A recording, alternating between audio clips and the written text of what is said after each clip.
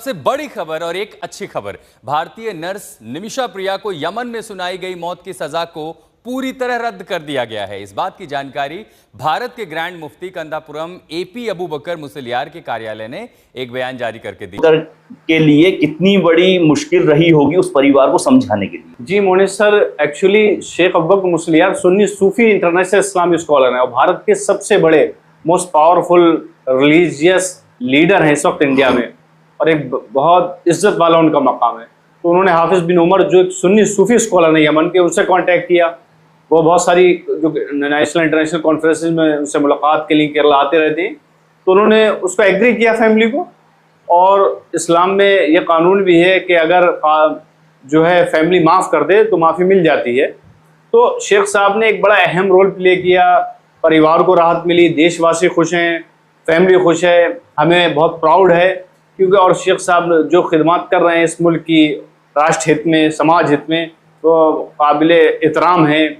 और national international अरब media ने इस पे शेख अबू बकर अहमद मुसलियार की बहुत सारे रिस्पेक्टेड जो है न्यूज़ भी चलाई। तो हमें खुशी होती है क्योंकि आप हैरत करेंगे सर कि साउथ इंडिया के अलावा ऑल ओवर इंडिया में Sheikh Abu Bakr Ahmad Musliyar grand mufti of India के 12,000 से प्लस प्राइमरी स्कूल चल रहे हैं, 10+ सीनियर सेकेंडरी स्कूल्स हैं, 700 के करीब यूनिवर्सिटीज और कॉलेजेस हैं कि वो कितना इम्पोर्टेंट रोल प्ले कर रहे हैं जो है यंग जनरेशन को एजुकेशन पहुंचाने का और रोजगार फराहम कराने का।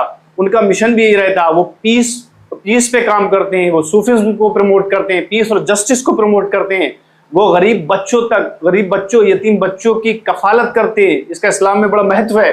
और वो चाहते हैं कि इंडिया के जितने बैकवर्ड हैं, जितने भी पिछड़ा वर्ग है, उन तक मजबूत एजुकेशन पहुंचे ताकि बच्चे लायक बन सकें कि वो अपने मुल्क को, अपने समाज को रिप्रेजेंट कर सकें, उनकी कम्युनिटी, उनका समाज तरक्की याफ्ता हो और वो इज्जतदार शहरी की जिंदगी गुजारे। इस पहलू पर grand mufti of India Sheikh Abu Bakr Ahmad Musliyar ने बड़ी ज़बरदस्त खिदमत अंजाम दी हैं और बहुत ज़बरदस्त इम्पैक्ट वाले आलिम दीन हैं। उनके बारे में आप नेट पर जाके गूगल पे आप चेक कर सकते हैं, पढ़ सकते हैं कि उन्होंने एजुकेशन के क्षेत्र में, उन्होंने शिक्षा के क्षेत्र में, शांति स्थापित करने के क्षेत्र में उन्होंने बहुत ज़बरदस्त काम किया जो सदियों तक याद रखा जाएगा। और वहीं दूसरी बात अगर हम करें तो भारत के प्रधानमंत्री नरेंद्र मोदी के भी बहुत अच्छे संबंध हैं शेख अबू बकर से। एक चीज़ तो हो जाती है कि आपके फॉलोवर्स, एक चीज़ हो जाती है कि आपके पॉलिटिकल रिलेशनशिप, और एक चीज़ हो जाती है आपके इंटरनेशनल रिलेशनशिप। तो इन चीज़ों को एक साथ तालमेल बिठाकर चल रहे हैं और इन्हीं चीज़ों का नतीजा देखने को मिला जहां पर यमन की सरकार ने, जो कि हमें ये बताया जाता है कि अरब देशों के कानून बहुत सख्त हैं और वो जो एक बार फैसला सुना देते हैं उससे पीछे नहीं हटते, उसके बावजूद भी उन्हें फांसी की सज़ा को टालना पड़ा इस वजह से क्योंकि बीच में शेख अबू बकर ने मध्यस्थता की थी। ये अपने आप में बहुत बड़ी बात हो जाती है। तो इस चीज़ को कैसे देखते हैं आप? देखिए मोनिस सर, उनके ऑलरेडी इंटरनेशनल रिलेशन है अरबिक जो है कंट्रीज, नेशन से, रॉयल फैमिलीज से, अरबिक किंग से। वो नौकरियां भी लगाते रहते हैं, ज़रूरतमंद जो स्टूडेंट हैं उनको नौकरी के लिए भेजते रहते हैं। और वो जो है वहाँ पे जो कॉन्फ्रेंसेस होती हैं शिक्षा, एजुकेशन को लेकर, पीस को लेकर, सूफिज्म को लेकर, शांति को लेकर, उसमें भी वो पहुँचते रहते हैं।